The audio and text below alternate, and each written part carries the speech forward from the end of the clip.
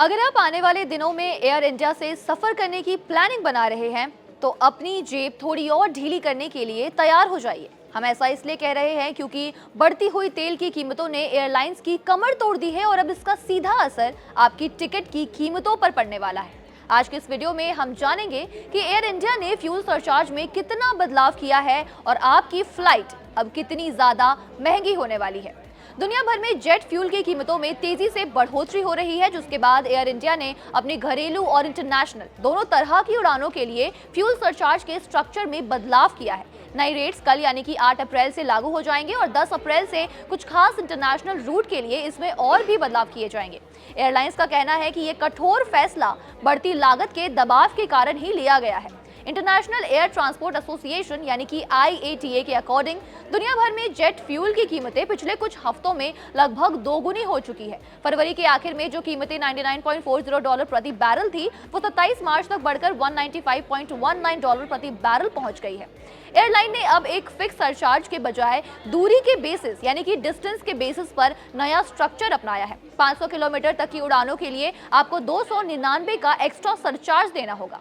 501 से 1000 किलोमीटर के लिए 399 रुपए, 1001 से 1500 किलोमीटर के लिए 539 रुपए, 1501 से 2000 किलोमीटर के लिए 739 रुपए और आखिरकार 2000 किलोमीटर से ज्यादा की दूरी यानी कि लंबे रूटों के लिए ये चार्ज 899 प्रति यात्री यानी कि प्रति सेक्टर तय किया जाएगा। यानी आप जितनी दूरी की उड़ान भरेंगे सरचार्ज उतना ही ज्यादा लगेगा।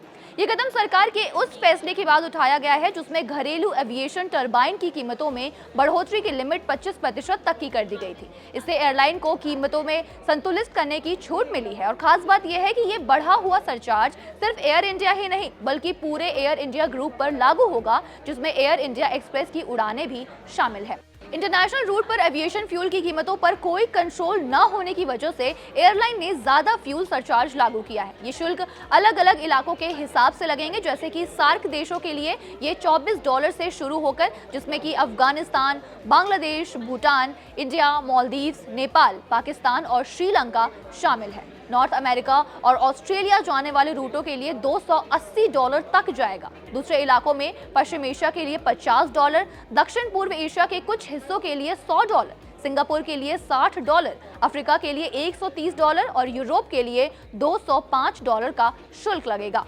एयरलाइन ने बताया कि ये सरचार्ज फ्यूल की कॉस्ट में हुई भारी बढ़ोतरी की पूरी तरह से भरपाई नहीं करते हैं और वो अभी भी इस कॉस्ट का कुछ हिस्सा खुद ही उठा रही है। आगे ये भी बताया कि कच्चे तेल की कीमतों में बढ़ोतरी और रिफाइनिंग मार्जिन बढ़ने दोनों ही कारणों से एविएशन फ्यूल की लागत बढ़ी है। लागू न होने की तारीखों से पहले जारी किए गए टिकटों पर यह बदला हुआ सरचार्ज तब तक लागू नहीं होगा जब तक कि यात्री टिकट में कोई ऐसा बदलाव न करवाए जिसके लिए किराए की दोबारा गिनती करनी पड़े। एयर इंडिया ने कहा कि वो बाजार के हालात के आधार पर समय समय पर इस चर्चा की समीक्षा यानी कि एनालिसिस करती रहेंगी। तो कुल मिलाकर जेट फ्यूल की कीमतों में वैश्विक उछाल ने एविएशन इंडस्ट्री के सामने एक बड़ी चुनौती खड़ी कर दी है। एयर इंडिया द्वारा दूरी के आधार पर लागू किया गया ये नया फ्यूल सरचार्ज स्ट्रक्चर सीधे तौर पर आम आदमियों की जेब पर बोझ डालने वाला है, फिर चाहे आप घरेलू उड़ान भरें या फिर अंतर्राष्ट्रीय। हालांकि एयरलाइन का दावा है कि वो अभी भी बढ़ी हुई लागत का एक हिस्सा खुद वहन कर रही है, लेकिन 8 अप्रैल से लागू होने वाले